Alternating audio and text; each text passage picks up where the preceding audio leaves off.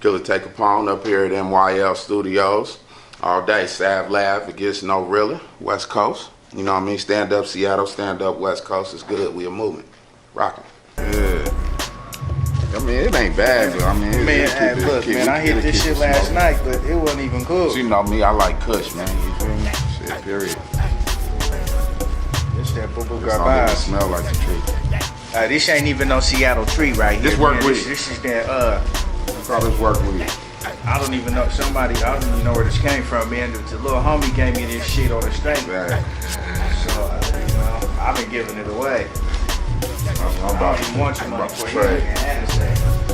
But now, if you want to roll one, shit, I got a plan over here. I'm ready when you want to roll one, Frank? Fat Boy Capone is my code name. I know Italians with the plug on the cocaine. I'm in the slow lane, scoping out everything. Real crip, but tell the cops I don't gangbang. See how Dust on SavLab.com, it gets no realer. What's up with it? And I'm here with the legend, your rapper's favorite rapper, the Central Valley, Fresno, California. Yeah, what's up, Fresno? 559 in the building. Killa Tay, how you doing? How you doing tonight, bro? Nah, man, I'm good. Working. How do you get the name Killa Tay? I actually got the name from one of my big homies when I was about 16 from Fresno. That was just my street handle, you know what I mean? So, I rocked with it. My original, I had 3 rap names in my life. One was Ice, when I was a little kid, then a Technician, and then Killa Tay was the name my partner gave me. So when I really got to rocking and finally getting in the studio, that was my handle, so that's what I stayed with. Man, I started rapping in really like 1979. I used to write poems in school at school and stuff. And I don't know, it seemed like as soon as I heard rap, I just remember hearing Sugar Hill Gang, Curtis Blow. Like, and my aunt would buy me a record every week, so I would go buy a rap record every week. And all of a sudden, I had that gift. Like, I started just rapping. You know, I mean, really not writing raps, but I just had a good gift for rapping. I used to battle people at Venice Beach when I was about 10 years old, grown men, eating them up, straight up, no lies, it's all true. Just, battling grown men, eating them up, sneak off from my mom, like, I'll be back, I'm down there with a big crowd around me rapping. That was just something I was born to do, so, and I'm still doing it. All my sons rap, it's, I think it's genetic, my granddad could rap, you feel me? It's just a gift that some people got with rhythm, so, I've been doing it since I was a child. It's like, nothing is part of my life. Hip-hop, you guys are the new rock stars, athletes and, rappers are like the rock stars of the world. You got a lot of partners locked up. California has one of the highest populations of imprisoned black men. Why don't you think people have options? Why do they feel hopeless? I don't even think it's hopeless. I just think it's lifestyle and environment. And then I thought it was just my generation, but even my son, he did a year. It's just being from where you from, it's a lot of gang infestation in Southern Cali, Central Cali, and Northern Cali, and most people grow up in that lifestyle. It's hard to shake that system, It's real hard to shake that system. How do you feel about people throwing around the word the mob loosely? Like, everyone says they're from the mob, but... Yeah, I feel it's a horrible thing. I feel like, a lot of times I tell people, you got your original mobsters and then you got the new mob, where after a while everybody was just yelling mob. So, we fell back, we got our original movement. And I still feel like, if we didn't really put you on no mob shit, you shouldn't be on no mob shit, or else you should be connecting dots with the mob niggas, because we did a lot for this movement and put a lot of work in for the movement. It's not cool for everybody just run around and say it like that, especially if they ain't did nothing that contribute. 17 years with the same stat. Put y'all niggas out of place like a mock draft. On the hood I do it big like my top hat. That rap conscious, they don't want it with a block set. Right. Now you're pretty active on social media. You have a lot of strong views, and recently you posted on Facebook. I'm just gonna paraphrase a little bit. When the customers become more valuable than the people you consider your team, you might want to reconsider your business structure and figure out the best plan to secure your team. a victory? What do you Most definitely. That, you know, to me, that's just some wisdom, you know, to everybody in the game, because we are still learning as we go along. Sometimes I'm still learning, and that's something I'm starting to learn. You know, you got to learn the values of the people around you. And, you know, sometimes you come together with a team and y'all supposed to think like-minded. If you don't think like-minded, then it becomes a scramble. And, you know, a lot of people so interested in, see, to me, I feel like we push an original movement, so it ain't no selling out about it, you know what I mean? But a lot of people will sell out for $1, sell out for an extra fan, when everybody should just be themselves, you know? So I kind of put that out there just as some wisdom for the people that's in the game and, you know, need a little guidance, because sometimes it's better to think about what you got to do than to just do what you see or do what somebody tell you, you know what I mean?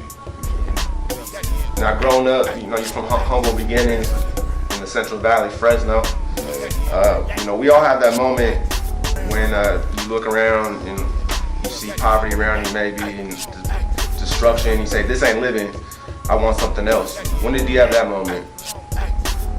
Like, I gotta get out of here. I figured that about I had my first record deal when I was like 17, so in Fresno, I was still in high school, and after that, I just really wasn't getting the, you know, the studios was there, but it wasn't the quality of music I wanted. So I started going to Los Angeles and recording, and then I hooked up and started going to Northern Cali. But, you know, Fresno is full of talent. It's just like any other city. We go to a lot of cities where you see a lot of talented rappers and all that. But if you stay in that same box, you're gonna remain local, and that was one thing I didn't want to do, because I felt like my talent was overwhelmed, you know what I mean, the situation I was in. So I took some chances, you know, hopped on some Greyhounds, you feel me, you know, went connected with some people and just did something different. My shit ain't no love if it ain't real. Bitch knock, I pop, but I don't think pills. Tell a bitch, is you riding or what? Cause on my north side, niggas stay lighting it up. How do you remain loyal to the point before it starts hurting you? I'm sure, you know, cats always reaching out like, but sometimes you gotta cut them off. Like, Oh yeah. Well, at what point do you see that? It's like family, friends? I kind of, you know, I'm one of the good natured people in my circle, so, you know, I give people opportunities, and basically, you know, if you get cut off, you brought your own scissors to the table, because it's about mistakes. Usually when people make mistakes, we try to correct them. You know what I mean? It's OGs or whatever, we try to correct them or whatever, but, you know, I'm loyal to the foundation. I'm loyal to what the root is, you know, so, you know, once you cross that, you know, you kind of out of there. I done had to shake a lot of people, man. I don't say it's love or hate. I just say it's time to, you know, we grow together or we grow apart. And when we grow apart, I'm out of there. You feel me? You know, so, you know, it's loyalty is a finicky word, especially in the business. So, you know, I'm just loyal to who's loyal to me. Right. Yeah. For every Killa Tay and Sibo, there's, you know, millions of youngsters that are trying to break into the game. Yeah. How did you differentiate yourself? You know, Man, I was, you know, when I was young and before I started getting in studios and all that, like, all my friends would be like, you know, most of my homies are gangbangers, so they was like, man, you talented, you need to do something else. You know what I mean? They really didn't want me to go to, you know, the pen like they was going in and out all the time. So they was like, man, you like $1 million walking around. You need to go do something. So, you know what I mean? I took that into consideration. And I was like, after a while, I figured I'm growing out of this state, this situation that I'm in. So I got to go tap in with some other artists, you know.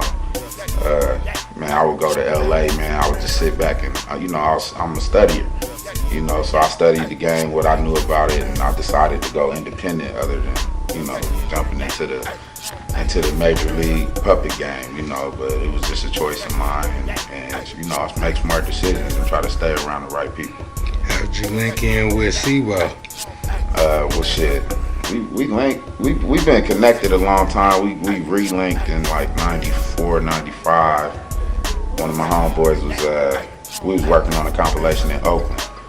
And one of my homeboys was driving on the freeway, and he said he gave Sibo the tape. Bo was on the way to Seattle, and so he bumped up here. So he bumped the tape from Cali all the way to Seattle. And he had my homeboy call me, who was doing some promotions for them, and was like, man, you gotta bring Killa Tay out here. So I flew out. Shit, shortly after it's a telltale story, but you know, we connected. We did a lot of touring out of town, like Louisiana, Kentucky, Atlanta. You know, we created a firm friendship and a loyalty to each other. So. Did you ever meet Tupac? Yeah. My son's mother was actually Tupac's mom's personal assistant for like 10 years. So I'm pretty connected, close with their family. I had a sister rap on my album. She ain't a rapper, but I asked her to, and she did it. What's some of your favorite memories of Tupac? I mean, I heard obviously we've all heard he's wild. Yeah. I mean, I got major respect. I don't speak on Pac too much because I know a lot of people that like him, and I know a lot of people that don't like him who's actually really in his life. You know what I mean? I got an artist on my label named Mayhem who actually, when Pac first came from New York, they had a group together. You know, it's called Chaos and Mayhem. So, you know, I'm affiliated with that circle. I still, to this day, you know, Tupac ain't my favorite rapper, but I think Tupac probably had the greatest delivery of a rapper to this day. You know what I mean? So it's all respect, and you know, I salute him. I try not to say nothing negative about that man because I think he was an icon for our generation. You know what I mean? Yeah. Now, the hardest dude in the world will snitch on you, talk to the police. Oh yeah. But they the hardest dude in the hood. But it happens. It happens. Why does that happen? You know, some people do crimes that they don't want to do the time for it. You know, and I don't think it's a question of the rules of the game or whatever your gang or affiliation is. You know, after a while it gets past that and people start thinking for self. You know, and once you lead a group mentality and start thinking for self, them kind of things happen. I done seen a lot happen. You know, the CEO of my label did that, and I watched it in court. You know what I mean? So, you know, and he was one of the realest niggas I thought I ever was gonna meet. You feel me? So you feel me? You know, you never know. It's just the game is cold now. It's hard to trust people nowadays because you know they come in all forms and fashions. So, you know, it's something I try not to rap with no snitches. You know, if I do, I tell them don't put my shit out. Like if I do it on an accident and find out later, I'll be like, don't put that out. I try to keep my slate clean because if I'm gonna push and practice what I preach, you know, I have to stay on that boundary. You know, I got a best friend, you know, that one of my best friends in my childhood, he you know, basically had to tell on somebody, so he didn't end up getting 25 years. And you know, it's still, I had to separate a friendship that I really cared about because of that, because I was really in the streets at that time. And I just don't feel it's right. Like some niggas be like, oh well, he didn't snitch on me or whatever. And in California especially, a lot of the snitches still be the ones with the most money and the most, you know what I mean? And they always gravitate people to them. But you know, I just say, be yourself. If you true, you true. If you not, you not. You feel me? It's only one way to live it, you know? So, man, I try to stay sucker free and snitch free. We ain't about that over here. So. They talking tough, but ain't walking up. Catch you out of bounds, I'ma call you bluff. I'm in and out of town making moves on clowns, got the plug on the P-Zounds and all the stuff.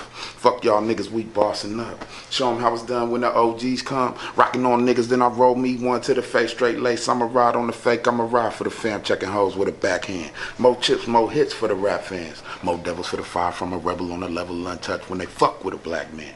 Both hands on the wheel when the shit real. Still silly, but it really ain't a big deal. Niggas want a war, they gon' learn what I'm born for. Headshots only, I'ma hit them where they can't feel. More liquor, more weed, I'm calling bond. More G's, more greed for the dollar sign.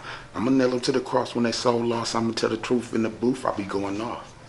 Them niggas be bitches, I turn them religious. I burn them and vanish, I handle my business. I gamble and gut them, they see what I'm saying. My vision is vicious. Jesus paper over pussy, I don't trick no cash. Hey, cross me on the deal and we gon' hit your ass. Fool. And everybody in your car gotta go. They gotta go. A couple blood sweaty clubs, now they so blue. 5 digits on the check, brought a nigga back. Same homie, same haters, just a bigger sack. Top down, sideways through the town. Fuck the mainstream, all my niggas underground. Everything official, this is RNS. And all the haters still brittle, we the best in the West.